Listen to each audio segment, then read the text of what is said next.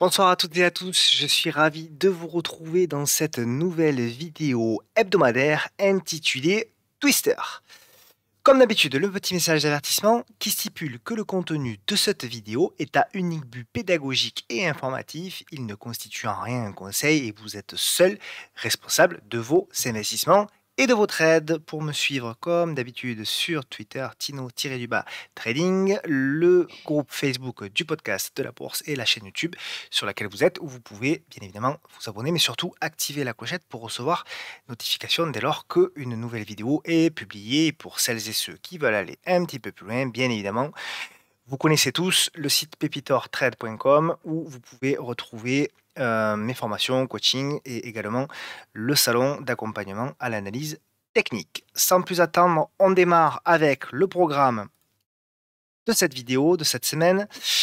Programme assez chargé, évidemment, avec des marchés qui ont beaucoup bougé. On aura du Téléperformance, on aura du Kering, de Ubisoft, ST Micro, Valeo, Pernod Ricard, Boiron, qu'on a vu également la semaine dernière. Je voulais que l'on conclue un petit peu le trade. Casino, Kinépolis, valeur belge, Airbus, Aéroport de Paris, Euronext, Orange, UCB, une valeur belge à nouveau. Et aux États-Unis, nous irons voir Ginkgo Solar, nous irons voir Twitter et Meta Platform, évidemment.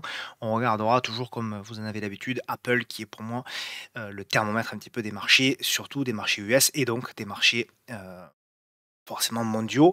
Comme d'habitude, merci beaucoup pour vos nombreux likes, surtout commentaires et partages que vous faites chaque semaine touche toujours énormément de vous lire et voilà, et j'en profite également pour dédier cette vidéo à Max, alias Argo Nuit sur Twitter, pour sa délicate attention qu'il a eue à mon égard aujourd'hui. Allez, sans plus attendre, on démarre avec notre cher ami le CAC 40. Le CAC 40. Alors j'ai retracé un petit peu, j'ai nettoyé un petit peu puisqu'il y avait une oblique qui était ici, mais à force de jouer avec, je suis parti du principe qu'elle était beaucoup moins pertinente, du moins que le marché en tenait moins compte. Donc, pour résumer assez simplement, donc suite à au crash Covid, bon, on a eu le rebond de 2020 qu'on a tous en tête. Et puis, donc voilà, on est toujours, bien évidemment, dans un marché très volatile, très dangereux, très baissier. On est dans une semaine assez incroyable, hein, parce que finalement, on fait une semaine, je crois, pratiquement à zéro. C'est-à-dire que vendredi, voilà. Non, ça c'était lundi, pardon. Donc vendredi 7 octobre, STC. Donc on termine à plus 1%. Mais alors, à quel prix et dans quel... Non, je dis une bêtise, c'était ici, non? Oui, c'est ça. Oui, oui, c'est ça. On termine à plus 1%, voilà, le 7 octobre. Oui, c'est ça, plus 1%. Donc oui, en effet, semaine positive, si on prend du recul, mais alors, quelle volatilité! La séance d'hier qui a été assez incroyable, avec des chiffres de l'inflation qui ont été pas bons. Un marché qui a très mal réagi sur le coup, et puis à l'ouverture des US, on a eu un contre-pied fabuleux, où on a des marchés qui, bien par la force de contraintes techniques, hein, parce que j'ai lu sur Twitter ou ailleurs que c'était parce que le marché croyait ou ne croyait pas, ou je sais plus trop, parce que les analystes nous disent qu'un coup, ils nous expliquent pourquoi ça monte et 5 minutes après pourquoi ça baisse. Moi, pour moi, les mouvements que l'on voit actuellement sur les marchés sont des contraintes techniques, uniquement techniques. On a un marché où les gérants de fonds sont majoritairement très investis encore. Ils sont aussi également très couverts parce qu'il y a de la crainte. Et donc, on a à certains moments des débouclages de positions, de couverture ou d'autres choses qui amènent à des contraintes techniques. On le voit puisque quand vous regardez le contre-pied qu'il y a eu hier, en unité de temps, par exemple 5 minutes, il n'y a strictement aucun repli. Ce sont des petites bougies les unes après les autres qui sont vertes, qui avancent. Et là, on a vraiment un marché qui est géré par des algos, on a des rachats de short qui s'opèrent et on a vraiment ce que j'appelle des contraintes techniques qui sont mises en place. Bref, toujours est-il que euh, pour moi, on verra, là aussi, il est encore tôt, la figure est pas encore totalement mûre, mais voilà, pour moi, on est en train de dessiner finalement une espèce de congestion plus moyen terme, une espèce peut-être de gros biseau descendant.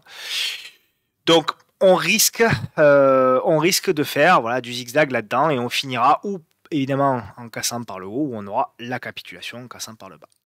Je ne sais pas, bien évidemment, vous vous en doutez bien, je ne sais pas. quelle direction on va prendre. Je pense que les résultats d'entreprise vont très certainement donner le là. On verra parce qu'effectivement, on a eu les résultats d'LVMH, ouais, des chiffres d'activité qui ont été exceptionnels.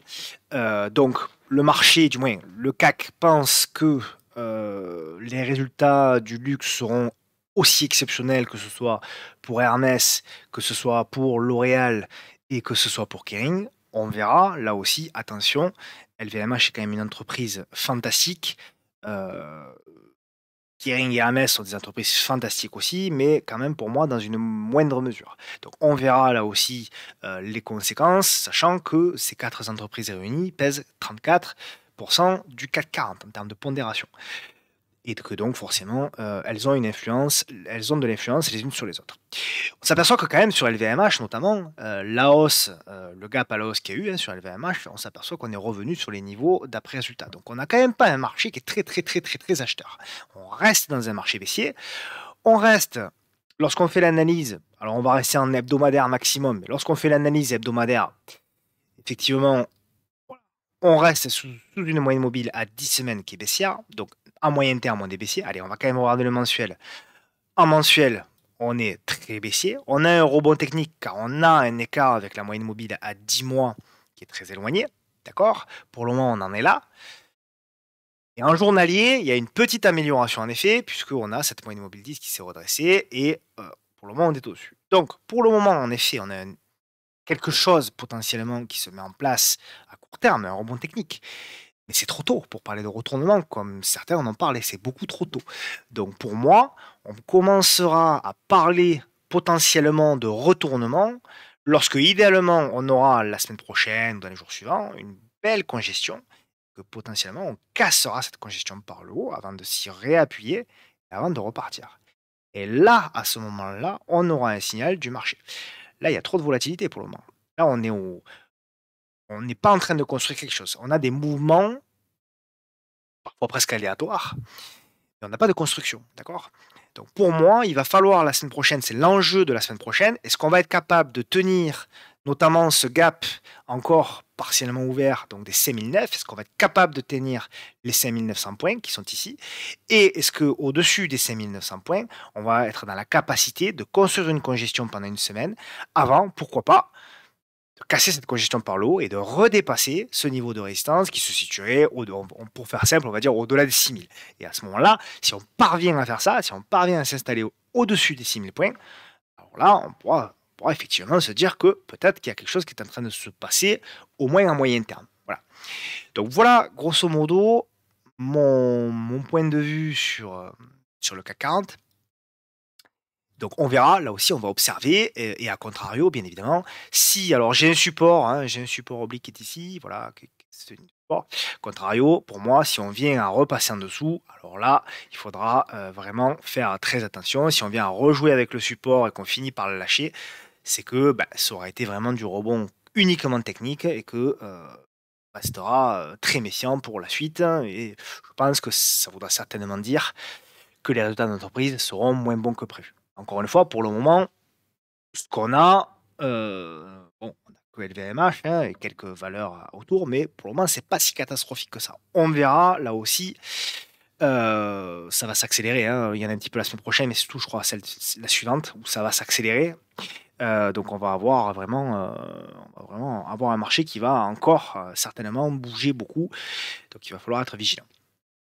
Au niveau des small, au niveau du CAC small, donc là, voilà, on bloque toujours sur ce niveau de résistance, hein, donc on le voit, hop, donc je vais enlever le petit schéma qui avait été fait, voilà. Tant que pour moi, là aussi, on est dans la construction, on bloque sur le niveau de résistance.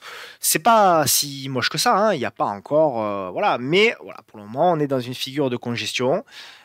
Grosso modo, on est en train de construire et l'idée, globalement, c'est la semaine prochaine. Est-ce qu'on va être comme sur le CAC, dans la capacité de construire la semaine prochaine et même les 15 prochains jours? Et si on a la capacité de construire dans cette zone-là, je dirais entre les 11 000, allez, pour faire simple, entre les 11 000 et les 11 400 points, si on a la capacité de construire et de casser par le haut, alors là, on peut parler potentiellement de retournement plus moyen terme, c'est-à-dire un rebond un petit peu plus que technique. Contrario, si on commence à construire et qu'on lâche par le bas, alors là, on ira chercher la zone investisseur qui est plus basse, qui est ici. Voilà, entre les 9400 et les 10 000 points, pour faire simple. Moi, j'ai une petite alerte pour potentiellement dégainer pour de l'investissement plus long terme. Donc voilà un petit peu pour les indices. On va passer bien évidemment aux actions. Alors, téléperformance. Donc téléperformance pour le moment, voilà, pour le moment on s'appuie sur l'oblique. Là aussi, hein, c'est une oblique parfaite. Niveau technique, c'est plutôt très très propre. Donc on s'appuie sur cette oblique. On est également revenu, vous voyez, sur on ne s'est pas arrêté n'importe où hein, sur Téléperformance. Hein, là aussi, l'analyse technique, regardez, on ne s'est pas arrêté n'importe où, on s'est arrêté sur les niveaux avant Covid qui sont ici. Donc je dirais que tant que on tient ces niveaux-là, ça va. Tant qu'on reste au-dessus de cette oblique descendante, ça va. Là aussi, je pars du principe qu'on va construire, hein, on va construire sous cette oblique de moyen terme et on va construire, hop là, je vais l'affiner un petit peu, et on va construire sous cette oblique de court terme. Tant qu'on est là-dedans, c'est pas encore mort. D'accord? Par contre, évidemment, c'est là où je dis, voilà, soit on construit et on finit par tout casser par le haut, soit effectivement, on casse le niveau ici des 240 euros, en gros, hein, 240 euros, et là, on aura, je pense, la panique, on aura le self. Je suis allé un peu fort peut-être sur le, sur le trait de crayon, mais vous avez compris l'idée, voilà. Donc, il va falloir observer encore une fois. Alors, ceux qui font du trading, évidemment, ils cherchent des achats sur support dans les petites unités de temps, voilà. Mais par contre, pour moi, le swing trader, là aussi, il y a pas encore de signal d'achat clair. Voilà. Là, pour le moment, c'est de la construction à ce niveau-là. Donc Kering ensuite. Alors Kering, c'est un trade qu'on avait pris sur le salon. Alors, vous savez, je vous montre les trades qui gagnent, mais je vous montre également les trades qui perdent. Donc Kering, pour moi, je vais vous expliquer pourquoi on a pris le trade. Donc il y avait une zone de support et on est revenu à proximité. Donc pour moi, c'était une zone potentielle de rebond. Et ce que je voulais jouer par anticipation, c'était ce biseau descendant et je cherchais en fait à acheter. euh, on a cherché à acheter la cassure. Voilà, il y avait le plan qui était ici. Hein. On a cherché à acheter la cassure ici, la cassure des 440,40. Donc on a été déclenché sur la journée de mercredi, malheureusement, évidemment, vous l'avez bien compris, la mèche ici nous a fait sortir du trade. Bon, c'est pas une grosse perte, hein, c'est 2,39. Mais voilà, malgré tout, c'est un trade qui est perdant. Donc ça ne veut pas dire que c'est mort, et ça ne veut pas dire qu'on ne le retentera pas. D'ailleurs, je vais effacer le plan parce que du coup, cela n'a plus d'importance. Ça ne veut pas dire qu'on ne va pas y rentrer, ça veut dire que simplement on va attendre un nouveau setup. Et effectivement, si la semaine prochaine on commence, alors ce qui serait vraiment idéal, c'est qu'on arrive à repasser au-dessus et qu'on commence à faire une petite congestion par là. Et à ce moment-là, on pourra retenter la cassure de la congestion par le haut. Voilà. Donc clairement, c'est l'idée. A contrario, ce biseau descendant, si on commence à affaiblir, si on commence à lâcher, c'est là où bien effectivement, on aura le mouvement de panique si on lâche notamment la zone ici des 425 euros. On verra. Je ne sais pas du tout ce qui va se passer, évidemment. En revanche, ce que je sais, c'est qu'il va falloir observer et que la congestion, ma foi, pour le moment, elle n'est pas si mal que ça.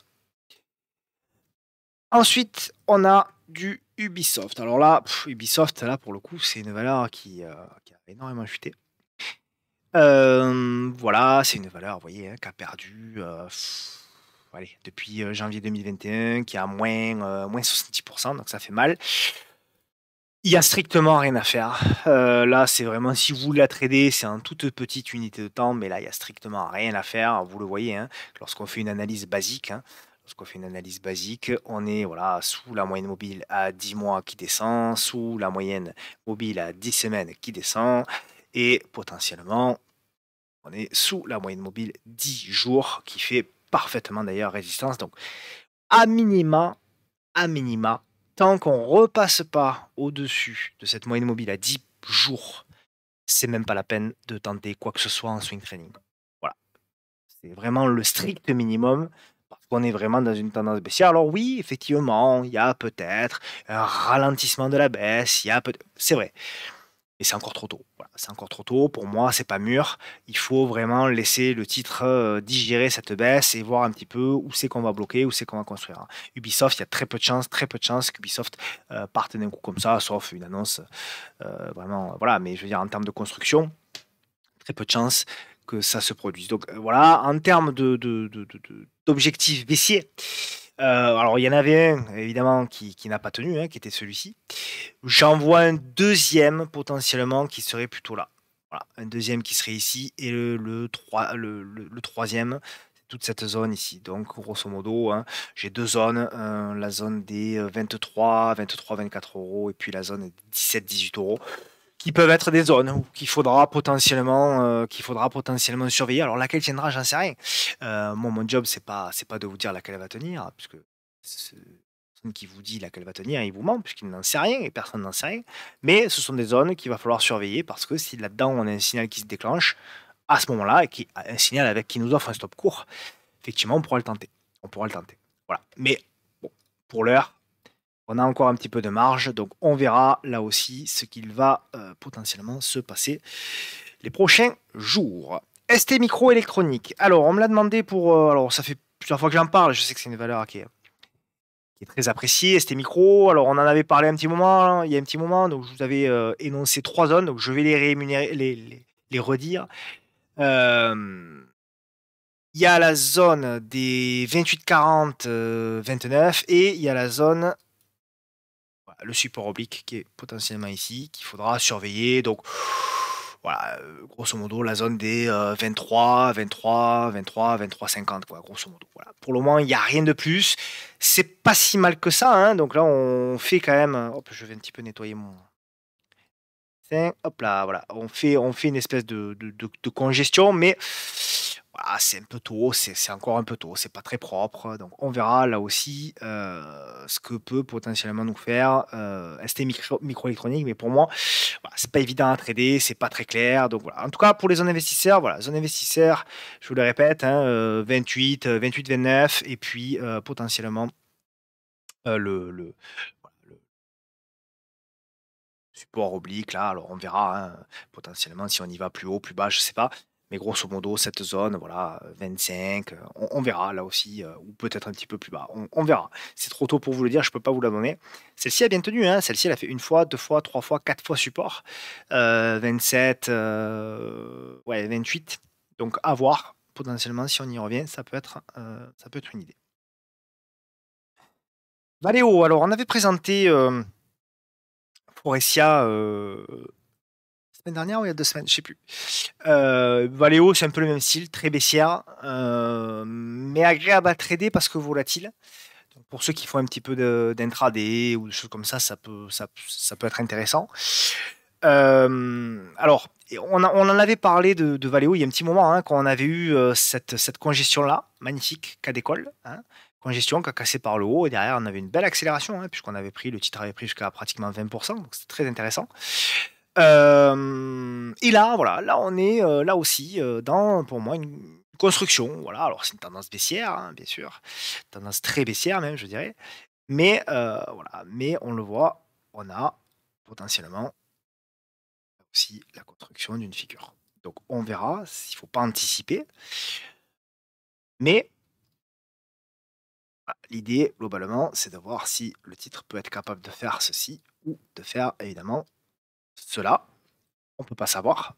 Mais ce qui peut être intéressant, c'est si à un moment donné, nous avons un signal d'achat avec une entrée, ça peut être intéressant. D'ailleurs, quelqu'un qui veut tenter quelque chose, c'est pas déconnant de tenter un achat au-dessus des 16,69 avec un stop. Alors, il serait pas cadeau parce que elle est volatile. C'est un stop à 5%, on va dire, sur Valeo, avec un stop ou sous la bougie ou carrément sur le dernier creux. Si vous avez une taille de position relativement petite, ça fait quand même un stop à 8%. L'avantage, c'est que Valeo, si elle accélère, elle est très largement capable de revenir très rapidement sur ces niveaux-là, notamment sur les niveaux des 18,80 € et pourquoi pas même sur ces niveaux-là des 21 €. Donc il faudra évidemment que le marché soit en forme, mais si le marché rebondit, pourquoi pas, essayer de tenter quelque chose sous cette valeur. Voilà. Mais là aussi, surveillez bien. De toute façon, tous les trades que vous allez regarder ou que vous allez prendre, pensez, ça c'est très important, hein, avant chaque trade que vous allez prendre dans les prochains jours, n'oubliez pas à chaque fois de regarder quand est-ce que l'entreprise publie ses résultats. D'accord? Et si vous voyez qu'elle publie sous moins de 3 jours, laissez tomber, ça vaut pas le coup. Ensuite, qu'est-ce que l'on a? On a du Pernod Ricard. Alors, Pernod Ricard, c'est une chouette valeur, hein, Pernod Ricard, plus valeur d'investisseur d'ailleurs.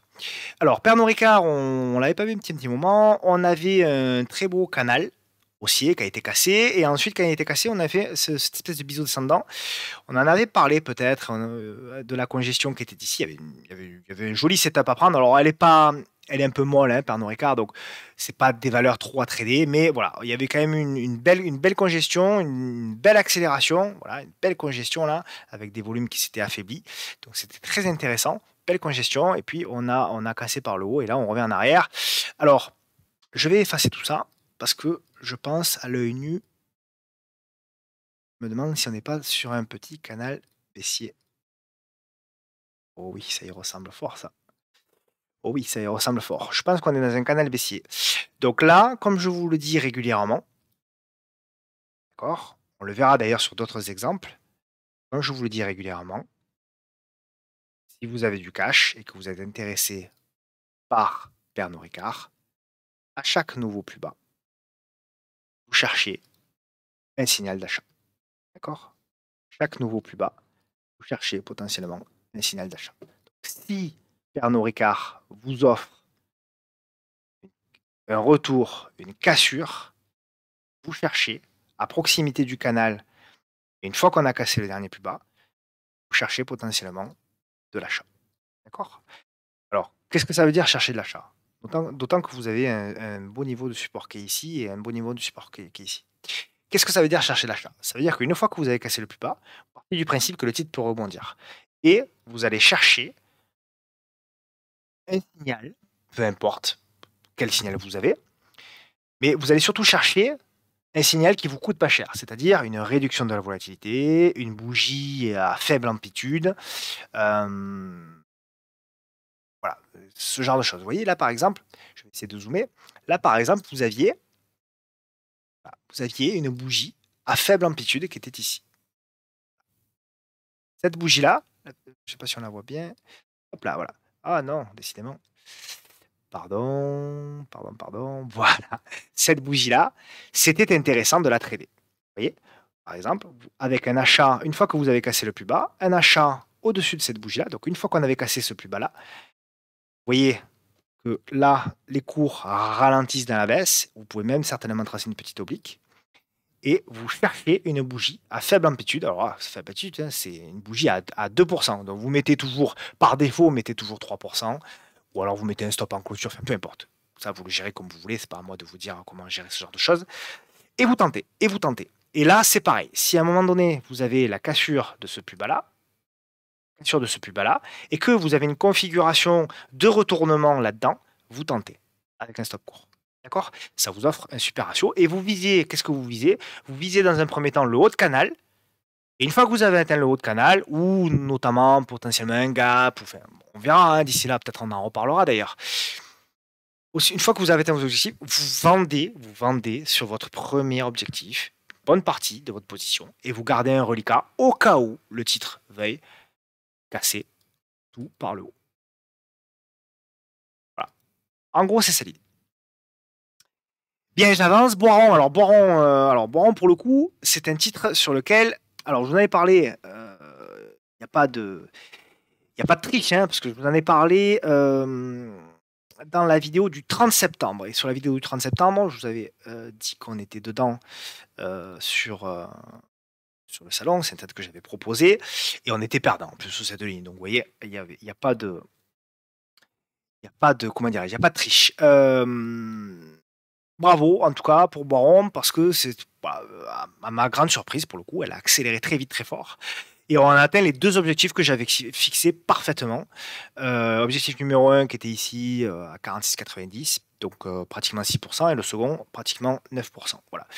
Donc, Au même titre que le discours que je tiens depuis un petit moment, hein, lorsque vous avez TP1, gros TP1, petit TP2 et reliquat pour accompagner au cas où. Voilà. Mais l'idée, grosso modo, dans ce marché, c'est TP1 60% minimum.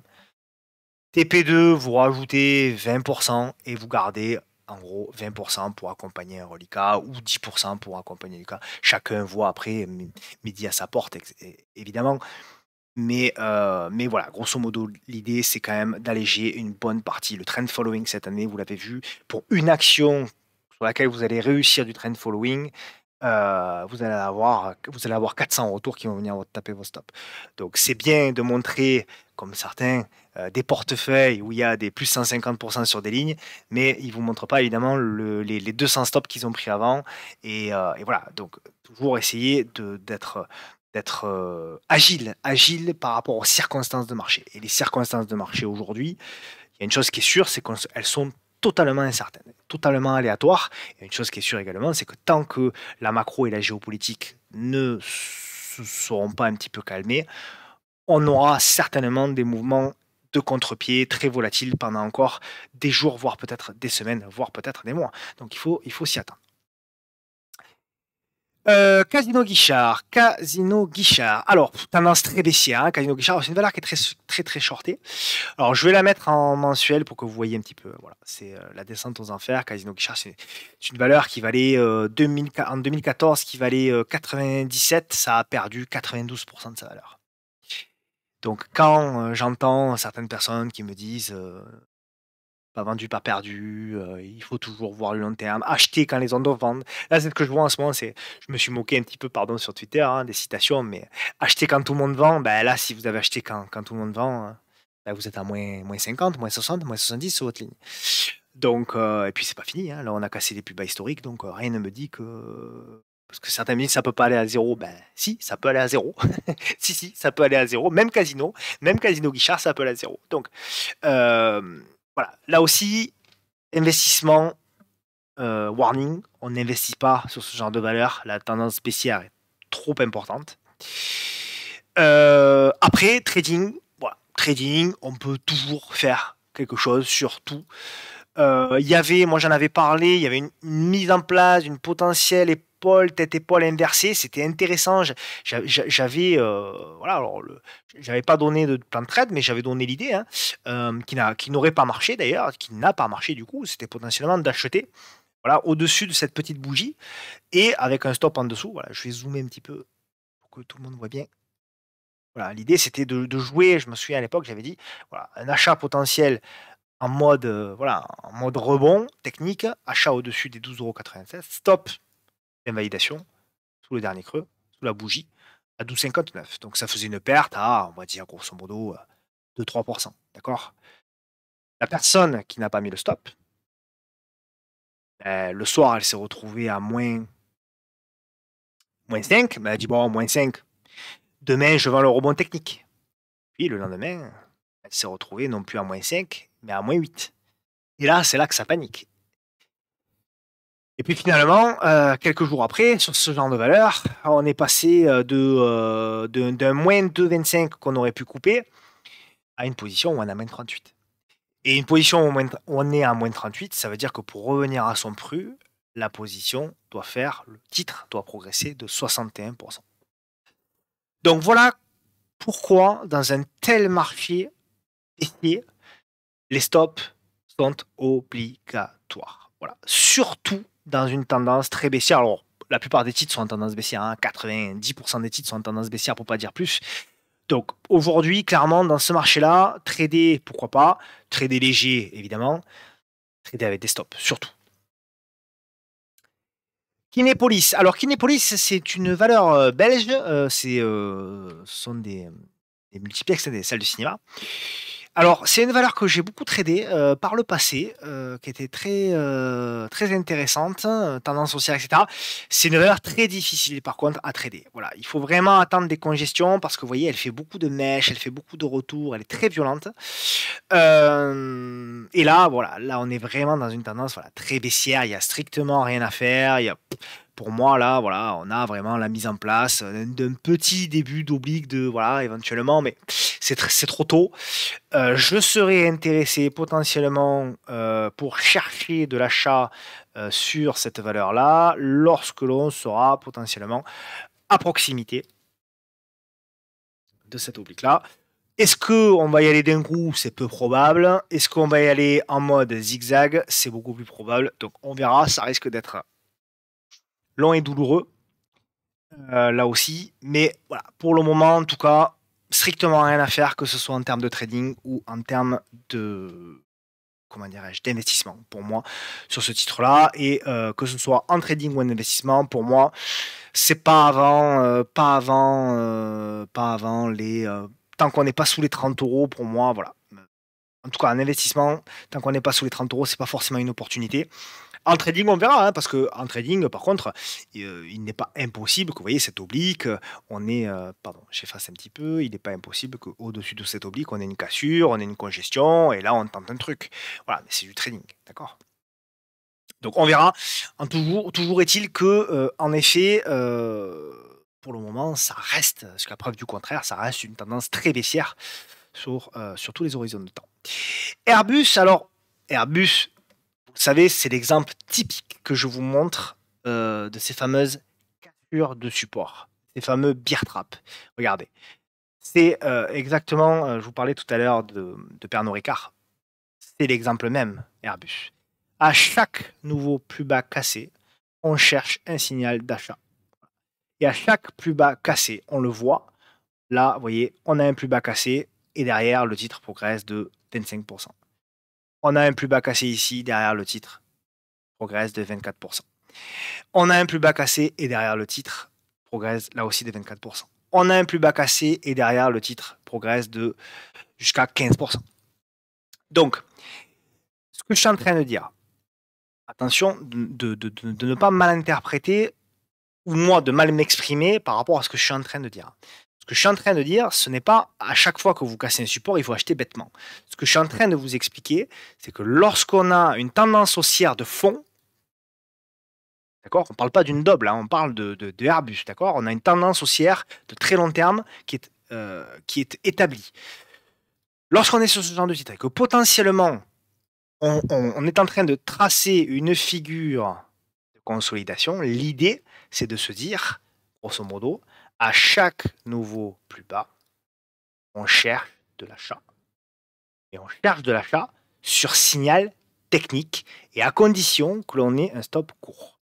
Là, par exemple, vous voyez, c'était pas trop mal. Vous voyez, sur cet exemple-là, il y avait, voilà, il y avait la mise en place d'une petite congestion. Ça pouvait être intéressant. Là, non. Vous voyez, on avait des grosses mèches, ça faisait des stops à plus de 7%, c'était pas top. Là, c'était un petit peu plus intéressant. On avait la mise en place, vous voyez, d'une petite bougie qui était ici. Là, c'était très intéressant. Là, c'était très intéressant. Donc, c'était fin septembre. Là, vous voyez, on avait la cassure et on avait une belle congestion. Donc, on avait une bougie là qui était à faible volatilité, une bougie de 2%. Alors là, je fais la météo la veille, mais on ne peut pas le dire sur Airbus parce que ça, c'est l'exemple que je vous ressors à chaque fois. Il y avait Swatec également que j'aime bien. Il y a Aéroport de Paris que je vais vous montrer également juste après. Donc voilà, le genre d'exemple, dans un marché baissier, il ne faut pas chercher des breakouts sur des plus hauts. Vous allez vous faire avoir à chaque fois. Vous voyez par exemple ici, là, vous voyez, hop, breakout, ici, là, breakout, derrière, vendu. D'accord? Ici, regardez, breakout, derrière, boum, vendu. Ici, breakout, ici, là, derrière, boum, vendu. Pourquoi? Parce que l'analyse de la structure globale est mauvaise. Et c'est d'abord l'analyse de la structure globale qui doit être faite. Et une fois que vous savez la structure que vous tradez, vous allez intervenir sur des zones clés à condition que le marché ou le titre que vous observez vous offre une porte d'entrée. Voilà, pardon, j'ai été un petit peu long, mais je sais que certains aiment bien quand je rentre dans un petit peu plus de pédagogie.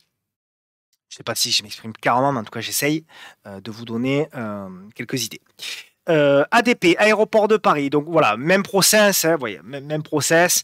Là aussi, vous voyez, on casse le plus bas derrière, on a un rebond de 12%. On casse le plus bas derrière, on a un rebond de 24%. On casse le plus bas derrière, on a un rebond de 8%. Est-ce qu'on peut savoir, lorsqu'on casse un support, si on va avoir un rebond ou si on va avoir un sell-off? C'est impossible. C'est impossible. On ne peut pas le savoir. En revanche, on peut observer lorsqu'on a du cash et on peut essayer de prendre le trade. Donc là, c'est exactement ce qui s'est passé. Sur l'aéroport de Paris, tant qu'on reste au-dessus des 123,20 €, je reste positif. A contrario, si on repasse en dessous des 123, il faudra faire attention. Et à nouveau, on attendra potentiellement la cassure d'un plus bas pour potentiellement rechercher un signal d'achat. D'accord? Ensuite, qu'est-ce que j'ai? J'ai 3 dernières sur Euronext. Euronext, le titre, évidemment. Alors, Euronext, j'en avais parlé il y a un petit moment, je ne sais plus sur Twitter ou dans une vidéo. J'avais parlé de la zone à surveiller sur repli. Vous voyez le gros support oblique qui était ici. On est revenu en effet sur le support oblique. Et est-ce qu'il y a eu un signal d'achat? La réponse c'est non. Je dirais même que non seulement on n'a pas eu de signal d'achat, mais en plus, on a fait un pullback. Donc, là aussi, pour le moyen terme, je dirais que tant qu'on est sous les 69 €, on va dire, ça reste négatif. Pour autant, voilà, on tente de construire. Vous voyez, on avait cette oblique qui était ici. On l'a cassé, on fait le pullback et on essaye de construire. Donc, ce que je vais observer sur Euronext, mais là aussi, je pense qu'il va y avoir des chiffres qui vont sortir. Ce que je vais observer sur Euronext, c'est la construction de ce titre. Comment le titre va être capable de construire pour éventuellement sortir par le haut. Voilà. Est-ce que le titre va être capable la semaine prochaine ou dans les prochaines semaines? Est-ce que le titre va être capable de casser l'oblique et de venir congestionner pour rejouer après tout ça? Ou alors, à contrario, évidemment, si le titre lâche à nouveau on va dire les 60 €, là, je resterai très pessimiste. Et là, pour moi, les zones investisseurs, elle n'est pas facile. Je vais me mettre sur une tête en longue, en mensuel. Ah oui, ouais, il y a une.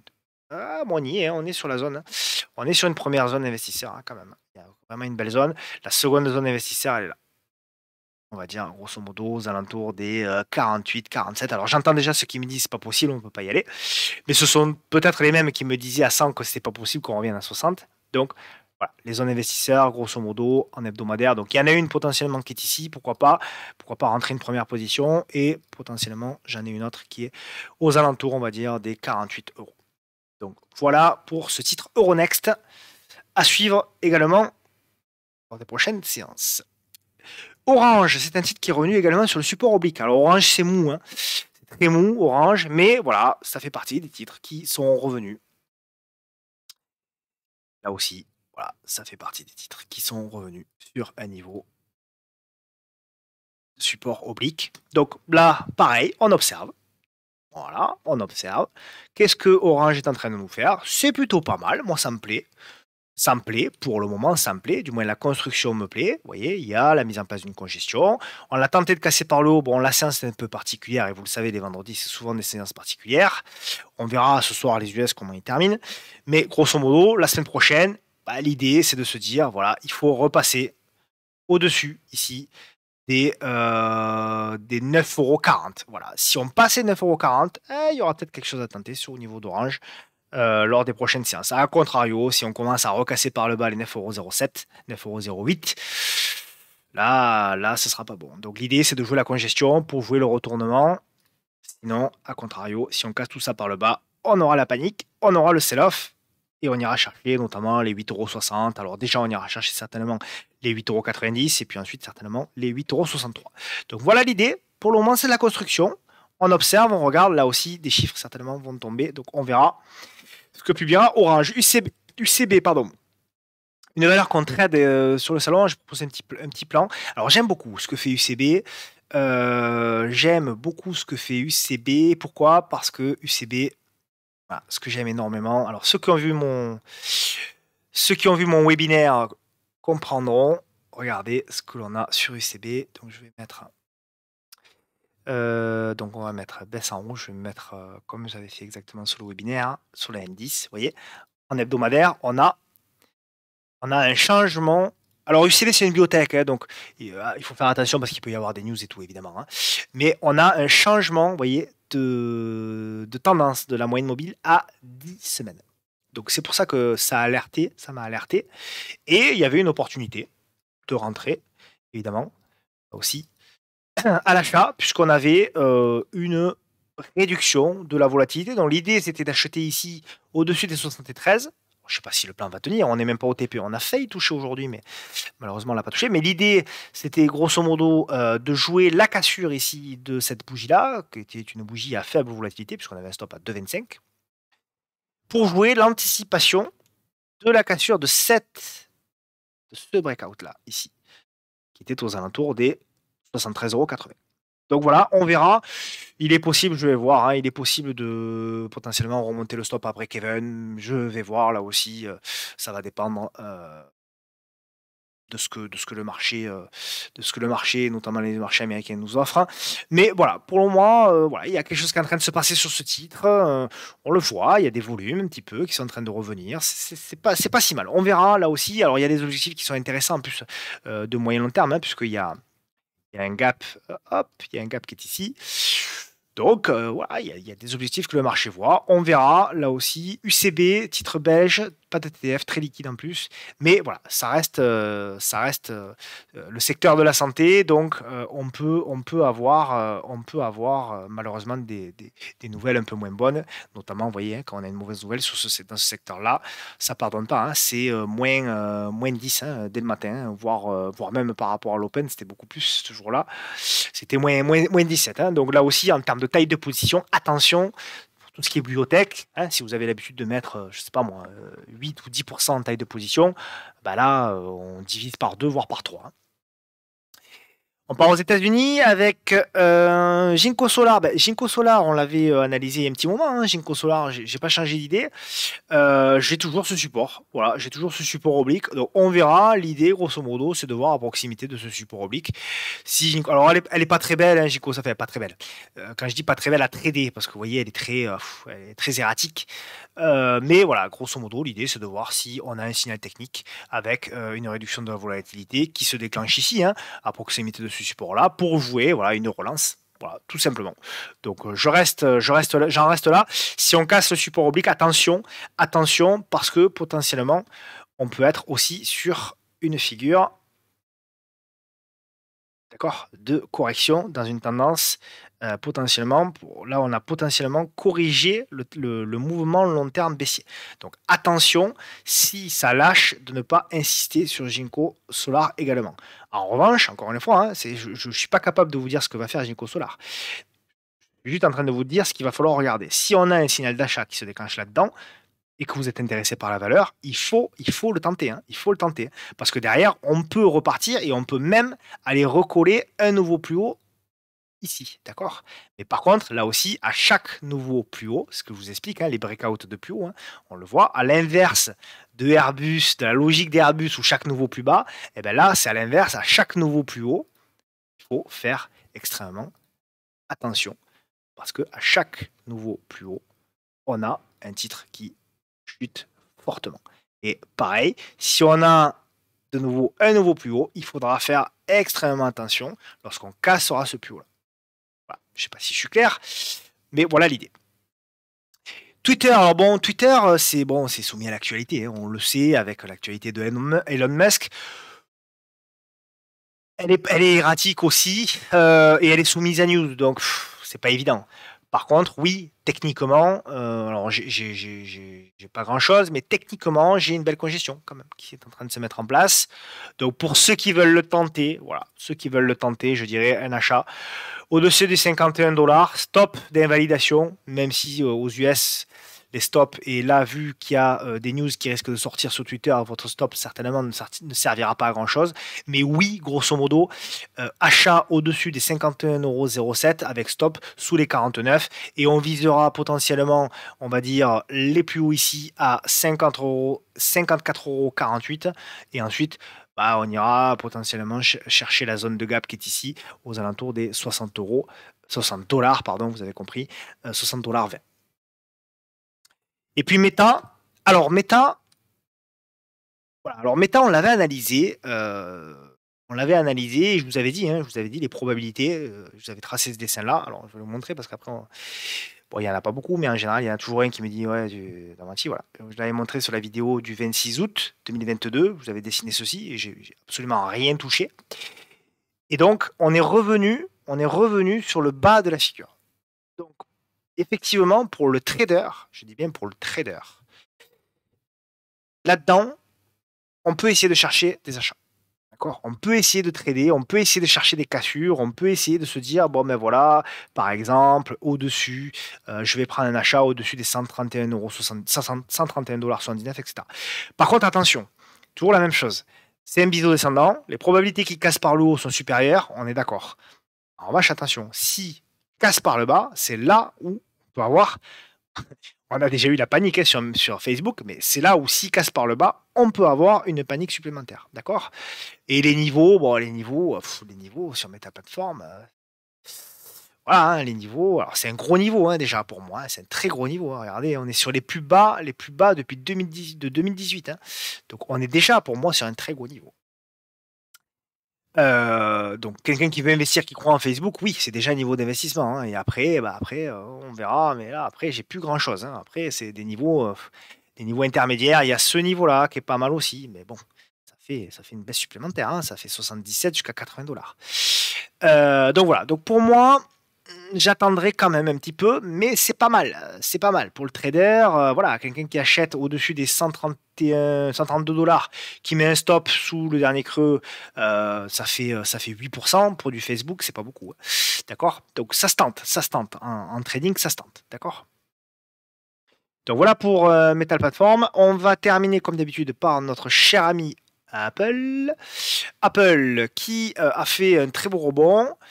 Voilà, donc on s'est fait peur, on est allé chercher grosso modo, voilà, on est allé chercher, les stops sous le niveau de cassure et puis derrière on a fait un très beau rebond.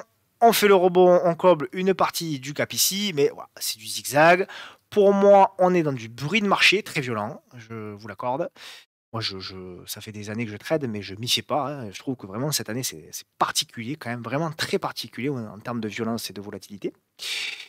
Mais toujours est-il que voilà, sous l'oblique, il y a absolument rien et pour moi, les objectifs sont toujours les mêmes. Je vous les ai, énumérés, hein, les objectifs baissiers. Tant qu'on est sous l'oblique, ils sont toujours les mêmes. Revenir dans un premier temps, tester, revenir sous les 130 et si cette zone lâche, alors à ce moment-là, on en reparlera. Il y a des gaps, il y a des choses comme ça.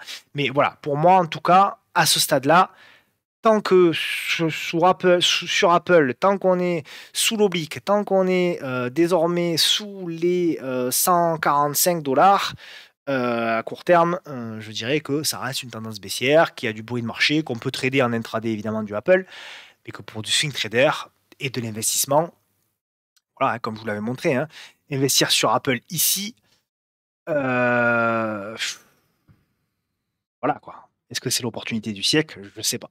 Ça risque, de zigzaguer. Si c'est une construction, si c'est le début d'une construction qui est en train de se mettre en place, ça peut prendre des mois, hein, la construction, hein. D'accord? Donc, pendant des mois, vous avez votre portefeuille qui va faire du zigzag et vous allez, gagner un coup 10, puis les reperdre, puis les regagner, puis les reperdre, si c'est du zigzag, d'accord? Donc, bon, voilà, est-ce qu'il n'y a pas autre chose de mieux à faire avec son capital? Je pose la question. Voilà, j'en sais rien évidemment, j'en sais rien, mais la question, pour moi, se pose. Voilà mes chers amis, j'en ai terminé avec cette vidéo. Donc bon, en synthèse, on reste bien évidemment prudent, hein, de toute façon.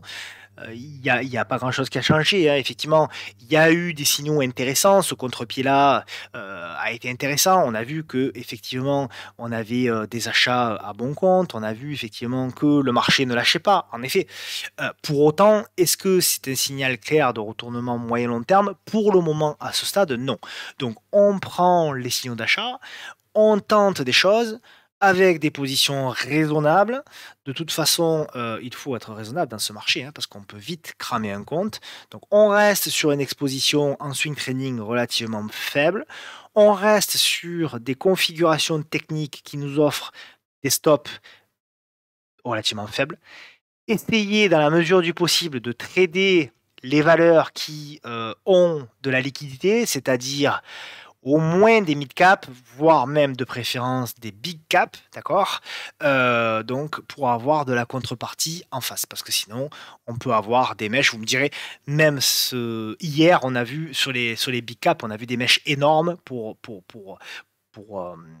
qui nous atteste que même sur les grosses capitalisations, on a quand même des valeurs où il y a quand même des carnets creux. Et donc ça, forcément, ça nous invite à la prudence parce qu'on sait que dans ce marché-là, de toute manière, nous aurons des mouvements directionnels très forts et très puissants. Je vous remercie encore une fois, vraiment du fond du cœur, pour vos messages, pour vos témoignages, pour votre amitié, pour votre sympathie à mon égard. Et je vous souhaite bien évidemment un bon week-end. Reposez-vous, vraiment reposez-vous. Prenez le temps, déconnectez de la bourse, au moins quelques heures. Soufflez un petit peu, prenez l'apéro et faites un peu de sport si vous pouvez. Profitez de votre famille, de vos amis. Parce que la semaine, elle a été extrêmement difficile pour tout le monde. Il y aura des jours meilleurs, il y aura des jours beaucoup plus agréables, je vous le promets. À bientôt.